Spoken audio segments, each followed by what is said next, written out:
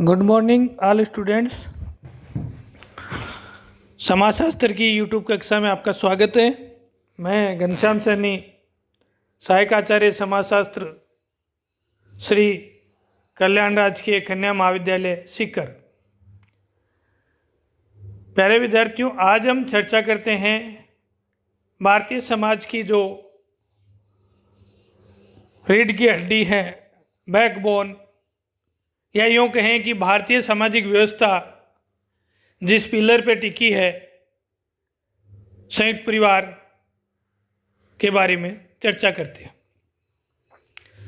संयुक्त परिवार के बारे में अनेक समाजशास्त्रियों ने अध्ययन किए और अपने निष्कर्ष दिए। सबसे पहले हम बात करते हैं इरावती कर्वे के अनुसार, एक संयुक्त परिवार ऐसे व्यक्तियों का एक समूह है जो सामान्यतः एक ही घर में रहते हैं और एक ही रसोई में बना भोजन करते हैं, जो संपत्ति के सम्मिलित स्वामी होते हैं, वह सामान्य पूजा में भाग लेते हैं और जो किसी न किसी प्रकार से एक दूसरे के रक्त संबंधी हो सकते हैं।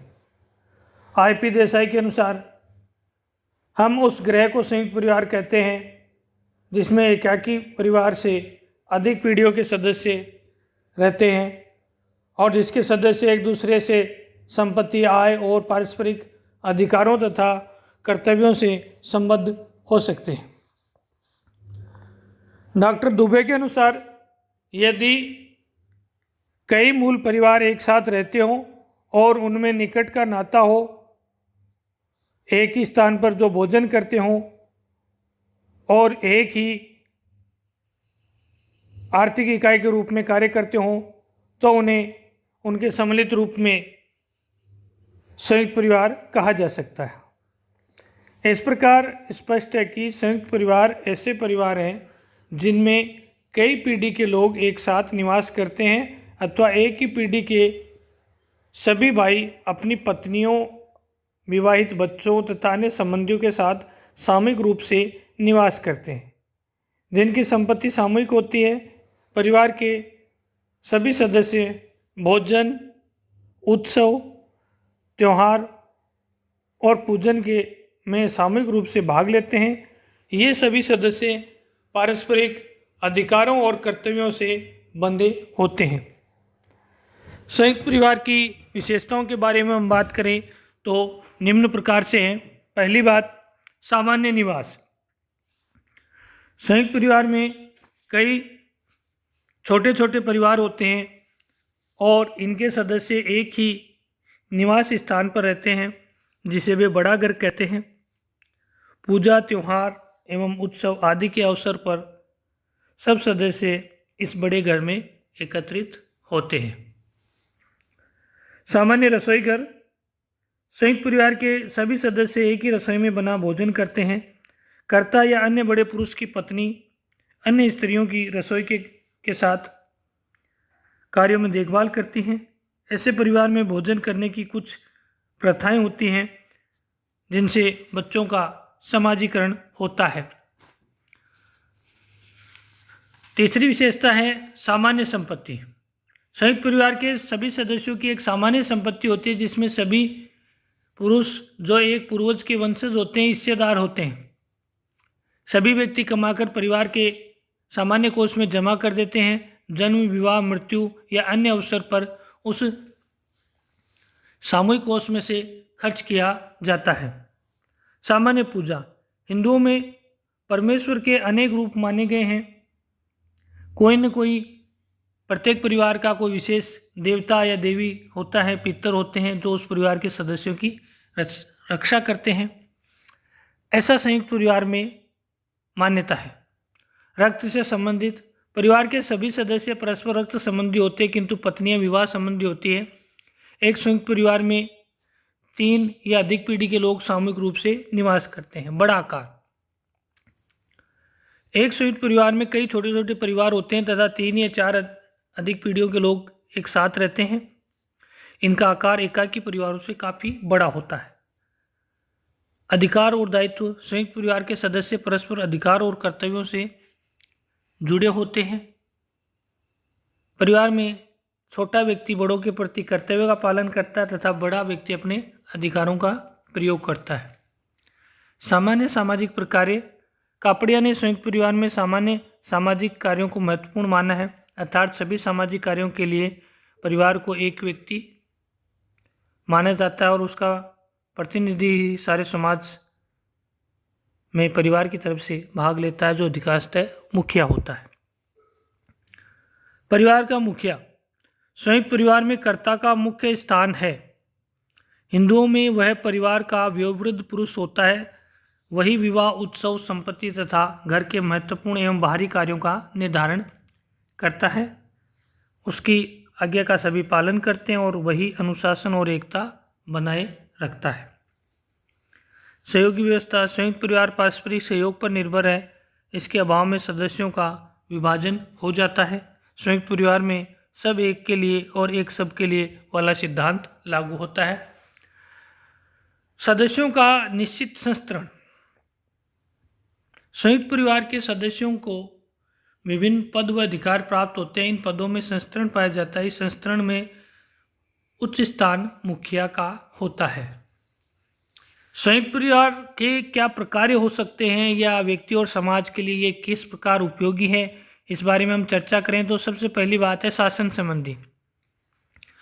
भारतीय गांवों का सामाजिक संगठन जटिल नहीं है। यहाँ पर व्यक्ति की अपेक्षा परिवार को अधिक महत्व दिया जाता है और परिवार का प्रतिनिधित्व परिवार का मुखिया करता है। इस प्रकार से मुखिया परिवार का शासक है और मुखिया का परिवार पर एकाधिकार होता है।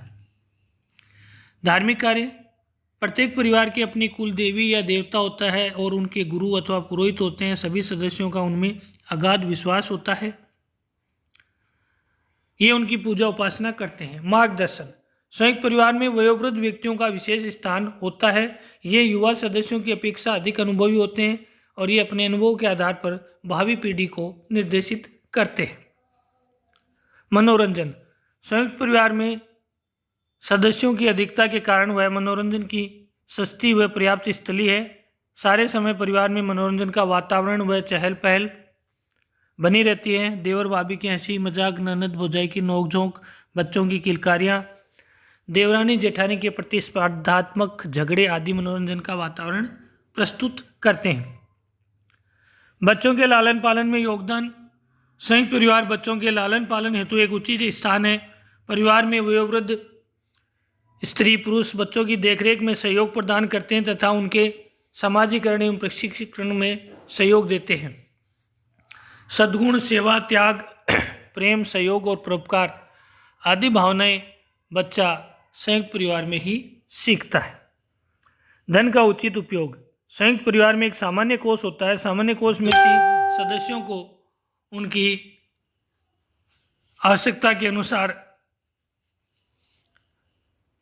खर्च किया जाता है। कर्ता के नियंत्रण से अनावश्यक खर्चों से बचा जा सकता है।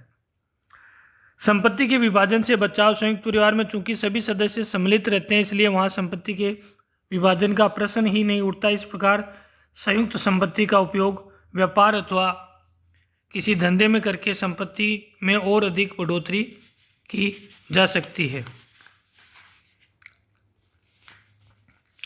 आगे हम चर्चा करते हैं श्रम विभाजन।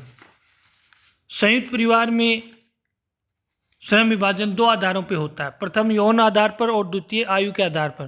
परिवार में पुरुषों के कार्य और परिवार में स्त्रियों के कार्य की जो जिम्मेदारी बटी होती है वह इन्हीं दो आधारों पर होती है। परिवार के सदस्य अपनी योग्यता और क्षमता के अनुसार कोई न कोई कार्य अवश्य करते हैं।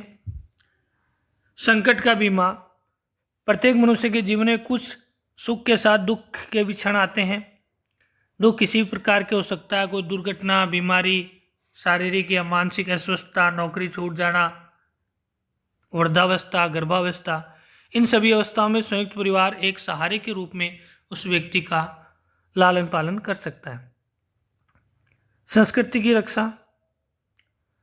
संयुक्त परिवार में ही वह प्रेरक शक्तियां विद्यमान रही हैं जो व्यक्ति को प्राचीन प्रथाओं, परंपराओं, रूढ़ियों या सामान्य मान्यताओं के अनुसार आचरण करने को प्रेरित करती है।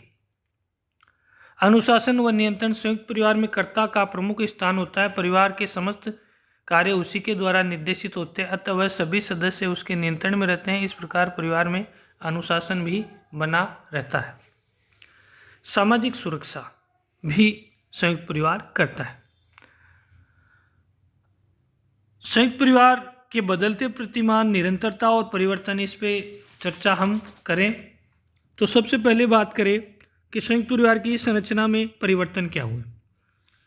पहला परिवर्तन, संयुक्त परिवार का आकार परिवर्तित हो गया। दूसरी बात, कर्ता या मुखिया की जो शक्ति थी उसमें ह्रास हो गया। स्त्रियों की शक्ति में वृद्धि हुई। विवाह के स्वरूप में परिवर्तन हुआ। बाल विवाह समाप्त हो गए, विधवा पुनर्विवाह होने लगे। प्रेम विवाह और विलंब विवाह भी संयुक्त परिवारों में अब होने लगे। अस्थायित्व होने लगा। पारिवारिक संबंधों में परिवर्तन और सामूहिकता की जो भावना थी, जो हम की भावना थी संयुक्त परिवारों में, वह भी अब कम हुई। संपत्तियों का विभाजन होने लगा। संयुक्त परिवार के कार्यों में क्या परिवर्तन आए? शिक्षा और सांस्कृतिक कार्य की जो पहली एजेंसी संयुक्त परिवार थी, अब वह कार्य अन्य संस्थाओं द्वारा किया जाने लगा। धार्मिक कार्यों में परिवर्तन आया। आर्थिक कार्यों में, क्योंकि उत्पादन और उपभोग की संयुक्त परिवार पहली इकाई थी और अब वो अन्य संस्थाओं पर आधारित होने लगी। संयुक्त परिवार अपने सदस्यों का पहले मनोरंजन करता था, किंतु अब सिनेमा, रेडियो, टेलीविज़न, क्लब और व्यापारिक मनोरंजन की संस्थाओं ने यह कार्य अपने हाथ में ले लिया। संयुक्त परिवार के परिवर्तन के कारकों की हम बात करें, किन कारणों से परंपरागत भारतीय संयुक्त परिवार की जो संस्था थी उसमें परिवर्तन आए? उसमें पहली बात, औद्योगिकरण, नगरीकरण, यातायात और संचार के साधन, इन चीज़ों ने व्यक्तियों को गतिशील होने के लिए प्रेरित किया। व्यक्ति दूसरे शहरों में गया और उसने वहाँ उद्योग व्यापार किए। सामाजिक सुरक्षा, पाश्चात्य शिक्षा और संस्कृति का प्रभाव भी व्यक्तियों को सामूहिकता से व्यक्तिवादिता की ओर ले गया और संयुक्त परिवार का विघटन हुआ।